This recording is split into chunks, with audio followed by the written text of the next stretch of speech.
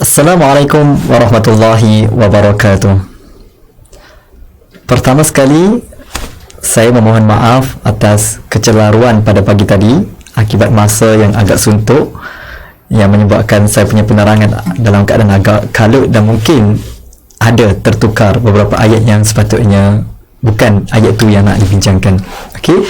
Jadi di sini saya buat satu rakaman baru agar memudahkan untuk panduan, untuk tatapan ataupun menjadi halwa telinga pengisian rohani untuk semua anak-anak yang saya kasihi. Okey. Tadabbur kita yang pertama, sebenarnya pagi tadi dia agak bercelaru, satunya disebabkan masa tu dia cemburu sungguh dengan kita, dan yang kedua disebabkan sebenarnya benda ni banyak ayat yang terlibat, ya. Preparation tu dah mantap, rehearsal kurang. Okay, kalau rehearsal padu timing 15 minit tu cukup, insya-Allah lagi sampailah pagi tadi tu. Okay, jadi kalau siapa yang nak tengok versi ni pun boleh, ataupun nak tengok versi yang original ada di YouTube Murabi juga, untuk versi yang original. Okay, ini versi yang diperbaharui. Okey, pertama saya kongsikan tentang surah Hud ayat ke-15. Okey, di dalam surah Hud ayat yang ke-15 Allah kata, siapa yang nak keindahan dunia dan perhiasannya, Allah boleh bagi berdasarkan kepada usaha dia. Itu yang pertama.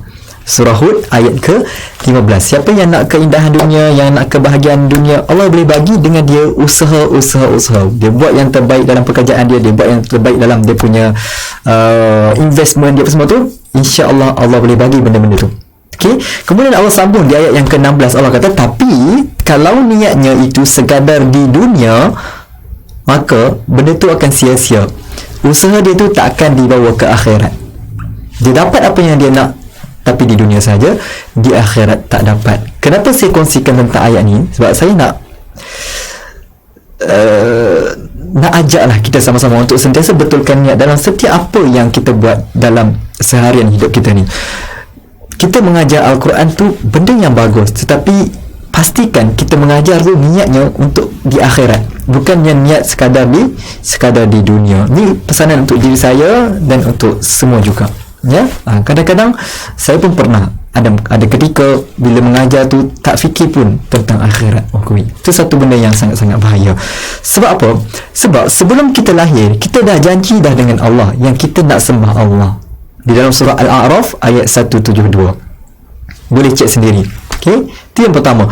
Dan selepas kita lahir, seharian di dalam hidup kita, sekurang-kurangnya 17 kali kita baca ayat kelima surah Al-Fatihah. Kenapa saya mention tentang ayat kelima ni? Sebab ayat kelima diturunkan dalam keadaan yang sangat-sangat unik.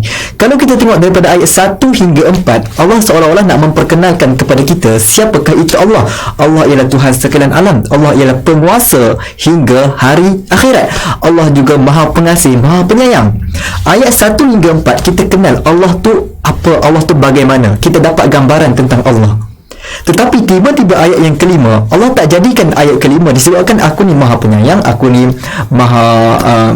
ni penguasa hingga hari akhirat, maka sembahlah aku. Allah tak datangkan ayat kelima macam tu, tetapi Allah turunkan ayat kelima dengan berkata, dengan ayat yang berbunyi seolah-olah manusia yang bercakap, hanya kepada engkau kami sembah.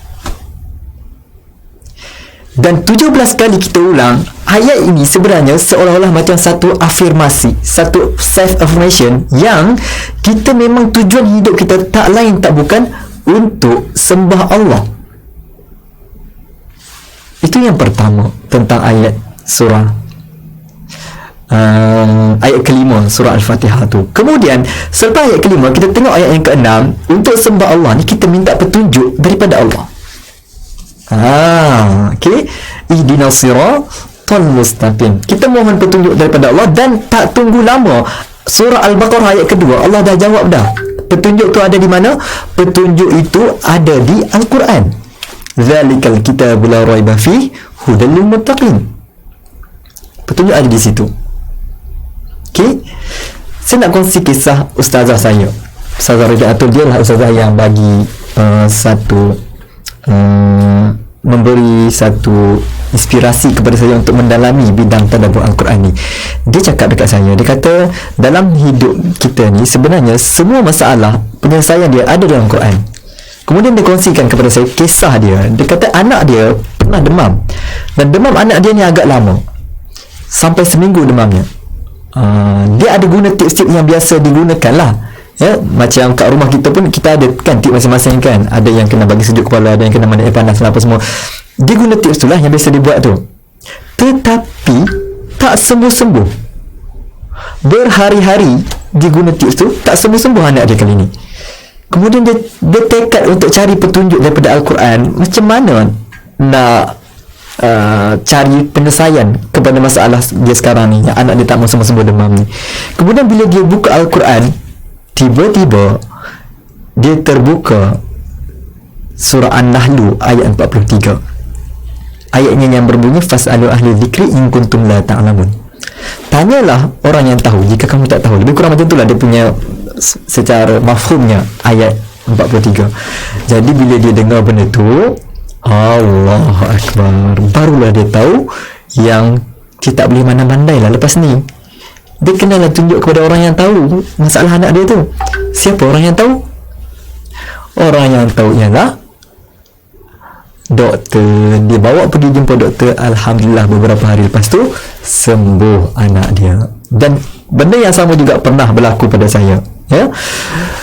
Waktu di USIM ada satu minggu tu saya disibukkan dengan satu program. Sepanjang minggu tu sibuk, ya. Bila sibuk ni, siapa-siapa pun kalau sibuk memang stres lah kan. Stres, mandi tak kenyang, tidur tak basah, apa semua ni. Tetapi selepas program dah selesai, saya andaikan yang saya akan tenang lah, program dah selesai. Tapi tak tenang-tenang. Saya teringat balik tentang pesanan daripada Ustazah Rabi'ah tu. Saya pun buka Al-Quran secara random. Dan biasanya kalau kita buka Al-Quran secara random ni, besar kebarangkalian kita takkan terbuka di awal-awal surah. Kita tak akan terbuka di surah Al-Fatihah ataupun surah An-Nas ataupun di hujung. Biasanya kita akan terbuka di tengah-tengah. Dan saya buka terkena di surah Al-Ankabut, bukan surah berapa tak pasti, tapi terjumpa di situ ayat surah Al-Ankabut ayat 45. Ayatnya berbunyi lebih kurang usluma uhiya ilaika minal kitab, lebih kurang macam tu. Minta maaf kalau saya salah, boleh cek balik dekat dalam surah Al-Ankabut ayat ke-45. Rupanya dalam ayat tu kata apa? Bacalah apa yang telah kami wahyukan. Maksudnya ayat tu nak suruh baca Quran. Dan saya fikir-fikir balik, betul, sepanjang saya sibuk seminggu tu saya memang tinggal Quran. Memang saya tak baca Quran. Tersibuk je, pagi, petang, siang, malam, pergi ulang alik, balik rumah, pergi musim sampai tak baca Quran. Tu dia punya solusi. Memang kena tepat dah waktu tu, ya, insya-Allah. Dan seterusnya saya kongsi pula tentang surah Hud ayat ke-14. Okey, istimewanya Al-Quran ni, sebab Al-Quran ni diturunkan dengan ilmu Allah. Bila bercakap tentang ilmu Allah, sudah pasti satu ilmu yang manusia tak mampu mencapainya. Kita nak petunjuk untuk ketenangan hidup, untuk kebahagiaan hidup kita, tapi kita tak cari di tempat yang Allah bagi tahu. Ni Allah kuatkan lagi dalam surah Hud ayat ke-14. Allah kata Al-Quran ni diturunkan dengan ilmu Allah. Maksudnya ilmu Allah tu meliputi semua ilmu yang ada kat dunia. Kita nak rasa tenang, Al-Quran ada. Kita nak rasa termotivasi, Al-Quran ada. Kita nak rasa bahagia, Al-Quran ada. Apa-apa saja masalah pun sebenarnya ada dalam Al-Quran, ya. Dalam ayat ke-14, ayat dia berbunyi fa'lamu annama unzila bi'ilmillah. Lebih kurang tu, nanti cek balik lah. Okay, Allah tambah lagi di dalam surah Yunus ayat 108, siapa yang jadikan Al-Quran betul-betul panduan hidupnya, maka dia akan dapat kebaikan, maka dia akan dapat kebahagiaan. Nampak tu? Ya. So moral of the story, Allah nak kita dekat dengan Al-Quran. Satu lagi kisah saya kongsilah yang terakhir. Pernah waktu saya rehearsal untuk mengajar malam, saya mengajar malam tu saya mengajar, pagi tu pukul 4 pagi saya akan rehearsal untuk kelas tu. Tiba-tiba datang satu pemikiran dekat saya yang kenapa beria sangat nak rehearsal, dah lah bangun awal apa semua ni kan, ya, waktunya orang semua tidur, beria sangat rehearsal nak buat kelas.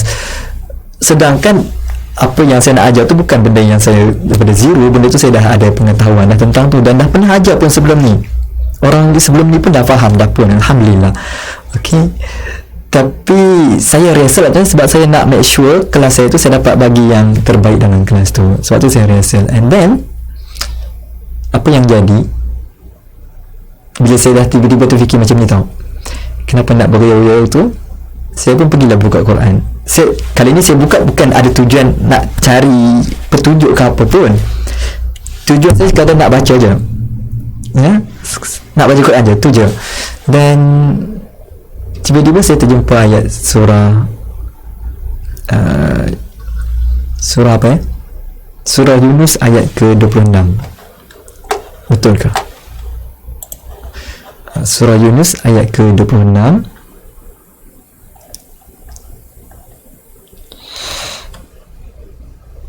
Dan surah Yunus tu kata apa? Bagi yang buat baik ada pahala dan akan mendapat kenikmatan syurga, dapat tengok Allah. Lepas tu saya fikir balik, oh, bukankah baik benda yang aku dah buat ni kan? Kenapa nak fikir macam tu pula, kenapa nak fikir macam tak perlu pun beria? Biarlah, mungkin dari segi pandangan orang